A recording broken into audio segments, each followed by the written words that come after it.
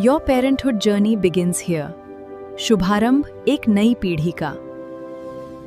नमस्कार, आप देख रहे हैं ब्रेकिंग बिहार। कल जिस प्रकार से बांकीपुर की तस्वीर आई, क्या प्रशांत किशोर की बड़ी जीत है, भाजपा की हार है या कुछ और? तमाम दिग्गजों की भविष्यवाणी फेल हुई। बड़े बड़े विश्लेषक ने क्या कुछ कहा, उन तमाम मसलों पर बात करेंगे। क्या कुछ पीछे का समीकरण रहा, प्रशांत किशोर पर जनता ने क्यों भरोसा किया, राजद का माई समीकरण टूटा या कुछ और बात? बीजेपी जीतना चाह रही थी या बीजेपी हारना चाह रही थी? कैंडिडेट जिस प्रकार से नीरज सिन्हा को दिया गया, इसके पहले जिस प्रकार से अभिषेक बंटी को दिया गया, इन तमाम मसलों पर बात करेंगे। हमारे साथ सुमन कुमार जुड़े हैं। सुमन जी, क्या कुछ कहिएगा, कल की जो तस्वीर नजर आई, क्या आपको भी ऐसा आशा था? देखिए, बिल्कुल जिस तरीके से हम लोग सड़क पर घूम रहे थे, ये तो पता था कि कड़ी संघर्ष होने वाली है और ये सभी को पता था कि आरजेडी संघर्ष में कहीं नहीं दिखने वाला है।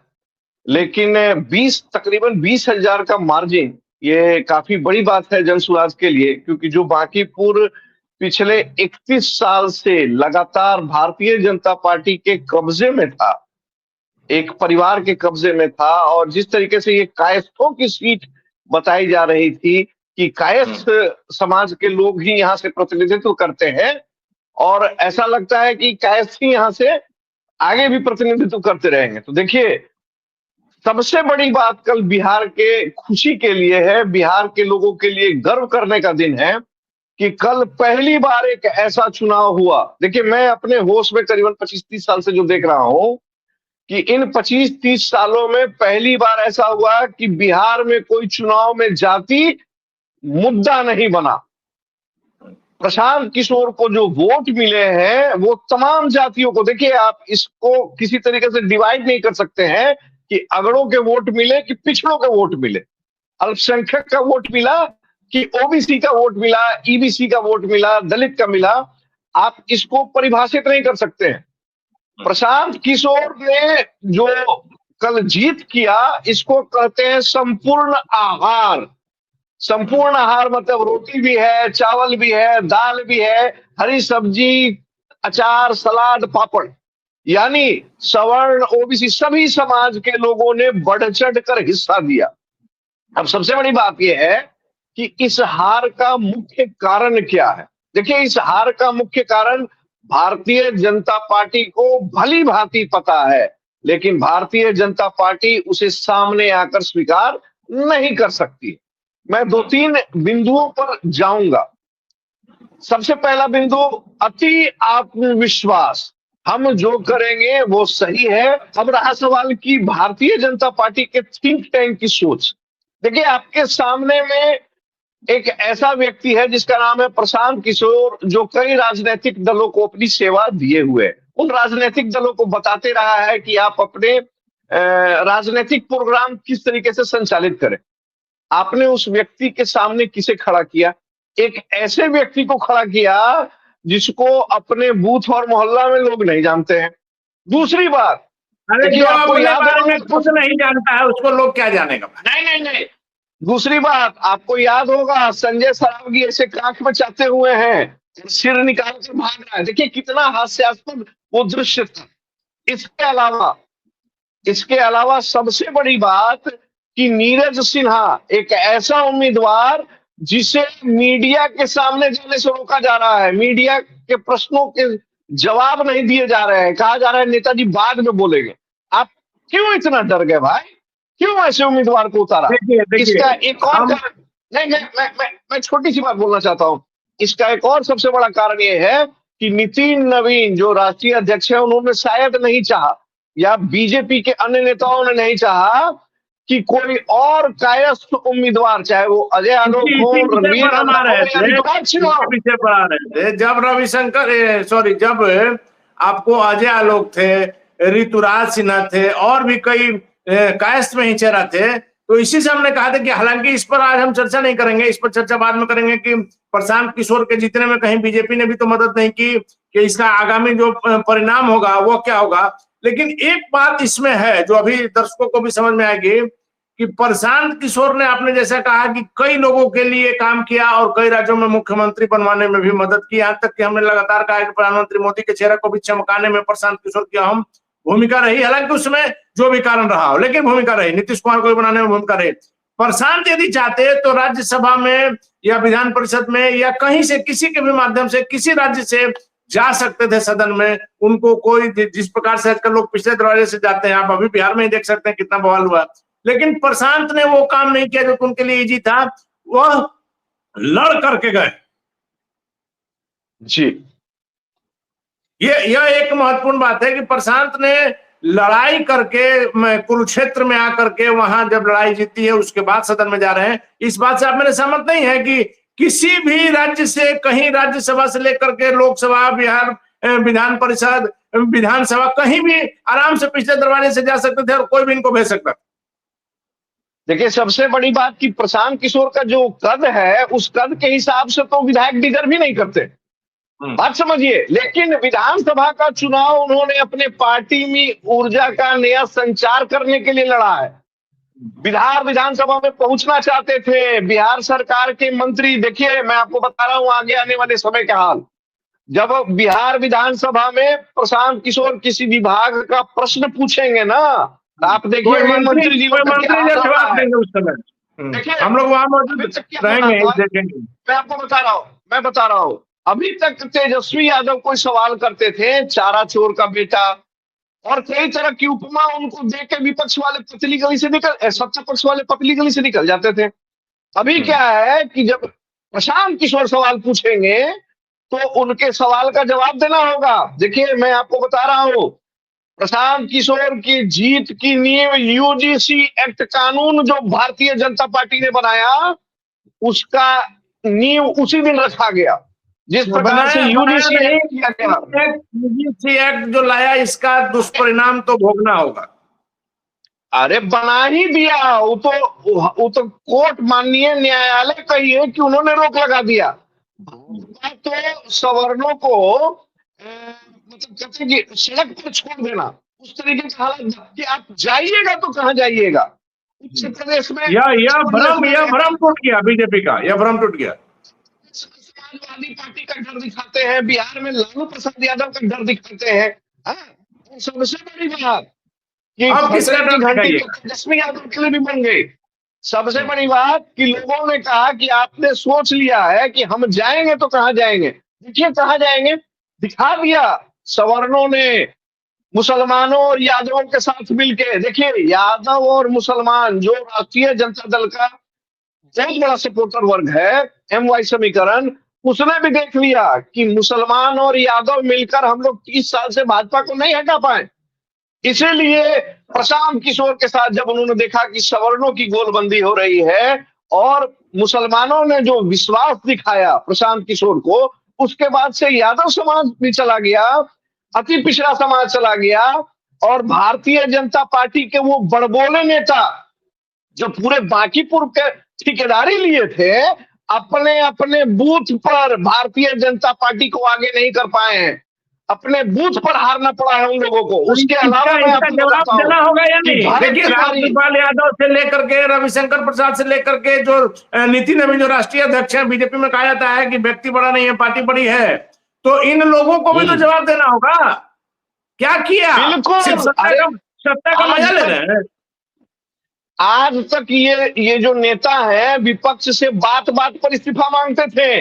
हकीकत तो यह है कि शर्म के आधार पर, नैतिकता के आधार पर इन नेताओं को इस्तीफा देना चाहिए, चाहे वो रविशंकर प्रसाद हो, रामकृपाल यादव गोरिया टोली के बहुत बड़े नेता बनते हैं। रामकृपाल यादव गोरिया टोली में कितना वोट दिलवाए हैं भाजपा को। देखिए, राष्ट्रीय अध्यक्ष की क्या स्थिति रही?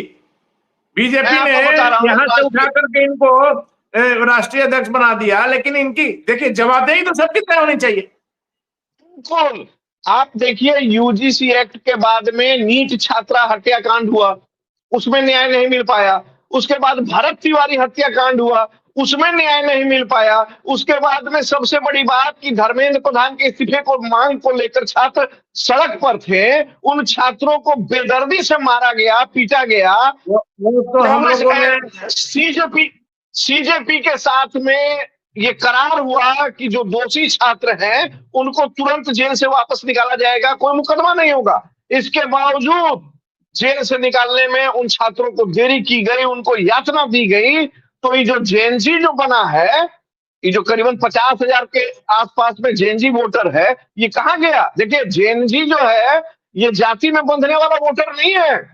इसको आप हिंदू मुस्लिम नहीं सिखाइए, अगला पिछला ज्यादा मत करिए। ये जेएनजी खुलकर प्रशांत किशोर के साथ आया और इसका नतीजा है, मैं बता रहा हूं आपको फिर से, कायस्थ समाज ने भी वोट किया है प्रशांत किशोर को। कायस्थ समाज भी इस बदलाव का साथी रहा है। आप किसी को भी ये गफलत में नहीं रहना होगा कि कायस्थ का वोट नहीं मिला। देखिए, कहा जा रहा है कि कुशवाहा छोड़कर लगभग हर जाति और वर्ग का वोट प्रशांत किशोर को मिला है। ये बड़ा विश्वास है। और मैं आपको बता रहा हूं कि आने वाले दिनों में बांकीपुर में जब कोई विकास योजना चलेगा तो उन विकास योजनाओं में जन सुराज और प्रशांत किशोर किस तरीके से मॉनिटरिंग करेगा, ये देखने की बात होगी। प्रशांत तो किशोर माना के है रूप ना में कि बिहार में राजनीति अब नई करवट लेगा। सबसे बड़ी बात है कि 35 साल से जो हम लोग लालू राजनीति इस राज से देख रहे हैं कि जाति की बात करना, जाति के नाम से नौकरी से लेकर के विकास की बात, तमाम जो इल्जाम लगते रहा है, जो बातें सामने आती रही है, उस पर लगाम लगा है। और एक सुखद तस्वीर नजर आई है कि जनता ने सिर्फ विकास पर भरोसा किया है, जातीय समीकरण को, जातीय दीवार को दरका दिया। देखिए, सबसे बड़ी बात मैं और आपको बताना चाहता हूं, मुसलमानों को लगातार डराया जाता है। हाँ, भाजपा का नाम लेके डराया जाता है। बेचारों के पास में कोई ऑप्शन नहीं था, आरजेडी के पास में थे। लेकिन आप देखिएगा कि पिछले 2 चुनाव से 2020 में भी आपने देखा होगा, ओवैसी की एंट्री होती है बिहार में और ओवैसी को भी कुछ विधायक जो है यहाँ का मुसलमान समाज दे देता है। उसके बाद में आप जाकर देखिए बांकीपुर विधानसभा उपचुनाव में कि सब्जी बाग इलाका जो मुस्लिम बाहुल्य क्षेत्र है अशोक राजपथ का, वहां पर लोगों को जब ये समझ में आया, मुस्लिम समाज को समझ में आया कि आरजेडी से इतर हम अगर जन सुराज के पास जाते हैं तो हम भारतीय जनता पार्टी को हरा सकते हैं, तो मुस्लिम समाज ने उस विकल्प पर गौर किया। और गौर ही नहीं किया, बढ़ चढ़ के मतदान में हिस्सा लिया। और आरजेडी का जो तिलिस्म बनाया हुआ था, भाजपा का डर का, सवर्णों के डर को लालू का डर दिखाया जाता था भाजपा के द्वारा, ना कि आरजेडी का अब सफाया हो जाएगा आने वाले समय में, मुख्य विपक्ष की भूमिका में प्रशांत किशोर रहेंगे। देखिए, बांकीपुर पढ़े लिखे लोगों का इलाका है। हम बिल्कुल ऐसा नहीं कहेंगे कि बांकीपुर का रिजल्ट से अब ऐसा होगा कि बाकी 242 विधानसभा क्षेत्र में भी प्रशांत किशोर का कब्जा होगा और आरजेडी पीछे रह जाएगी। अभी कहना जल्दीबाजी होगा, लेकिन जाति की राजनीति तोड़ने का समय आ गया है। बिहार के लोगों को मंथन करने का समय आ गया है कि जो लोग अनावश्यक जाति पाति और धर्म के आधार पर समाज को बांटने का काम कर रहे हैं, ऐसे लोगों को तुरंत सत्ता से बेदखल करिए। और जो भी लोग, चाहे वो प्रशांत जो लगातार कहते हैं कि विकास पर सिर्फ महाराष्ट्र, गुजरात, अदर राज्यों के लोगों का क्यों हक रहेगा, बिहारी सिर्फ मेहनत करेगा, उस दिशा में कम से कम एक ईंट तो जुड़ा। अरे प्रशांत किशोर एक बात तो सही कहते हैं ना, 25 को 26 को सांसद गुजरात देता है, तो मोदी जी गुजरात को क्या देते हैं? यहां से 30 सांसद 29 सांसद भारतीय एनडीए ने मोदी जी को दिया है। लेकिन यहां से क्या मिलता है? ट्रेन बढ़ाई जाती है।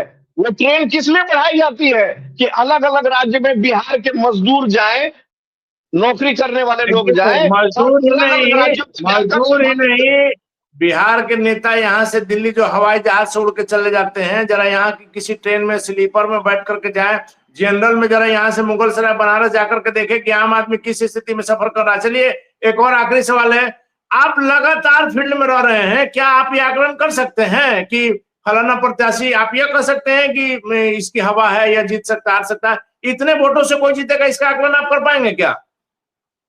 नहीं, इसका आकलन करना तो बड़ा मुश्किल काम है कि कौन कितने, हाँ ये पता चल जाता है कि कौन पिछड़ रहा है, ये पता चल जाता है कि फलाना व्यक्ति, फलाना पार्टी की लहर चल रही है, उसकी जीत हार होगी।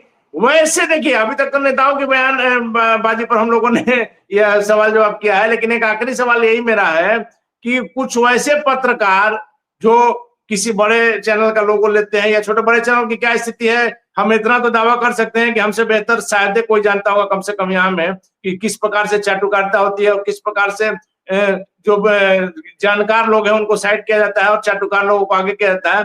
जो कुछ बयान बहादुर मीडिया में भी आ गए हैं जो बड़ा बड़ा दावा करते हैं कि इतने हजार से फलाना जीत जाएंगे और चिराना हार जाएंगे, वैसे लोगों के बारे में क्या कहना चाहेंगे? वैसे लोगों के बारे में यही कहना चाहेंगे कि जिस प्रकार से लगातार वो लोग अपने अपने सोशल मीडिया पेज से और चैनल का इस्तेमाल करके भारतीय जनता पार्टी के लिए फील्डिंग कर रहे थे, उसको जिताने का काम कर रहे थे, वैसे लोगों को आत्मचिंतन करना चाहिए और ये सोचना चाहिए कि हमने जो बातें लिखी है, जो बातें कही है, उसको सारी दुनिया देख रही है और ये झूठ किसी बड़े चैनल के आवरण में ढककर ज्यादा दिन छिपा नहीं रह सकता है। आप अपनी बेइज्जती खुद करा रहे हैं। नहीं तो बहुत सारे लोगों को ये लगता है कि अगर बदनाम होंगे तो क्या नाम नहीं होगा, तो अगर बदनामी भी मिलती है और उसके आड़ में नाम हो जाता है तो चलिए ठीक है। ऐसे लोगों से दूरी रहने में भला है। देखिए निश्चित तौर पर प्रशांत किशोर की कल की जीत बिहार में लोगों के मन में एक विश्वास जताइए। लगातार हमने कहा कि इस एक सीट से सरकार की सेहत पर कोई असर नहीं होने वाला है, लेकिन जो प्रशांत किशोर खरा खरी जो बात बोलते हैं और प्रशांत पर जब बांकीपुर की जनता ने भरोसा जताया है, निश्चित तौर पर एक विश्वास जगा है और प्रशांत किशोर क्या कुछ आगे कर पाते हैं यह देखना न सिर्फ महत्वपूर्ण है बल्कि लोगों की निगाह बनी हुई है कि प्रशांत भी और नेताओं की तरह सिर्फ बयानबाजी करते हैं या सिर्फ बांकीपुर में कुछ ऐसा करके दिखाते हैं कि और जो 242 सीटें हैं उनके विधायक सीखे कि अपने क्षेत्र में हम क्या काम करा सके, सिर्फ विधानसभा में हंगामा करके जनता के पैसों की बर्बादी नहीं हो। क्या कुछ होगा इस मामले में देखना काफी महत्वपूर्ण होगा। फिलहाल बन रहा है ब्रेकिंग न्यूज।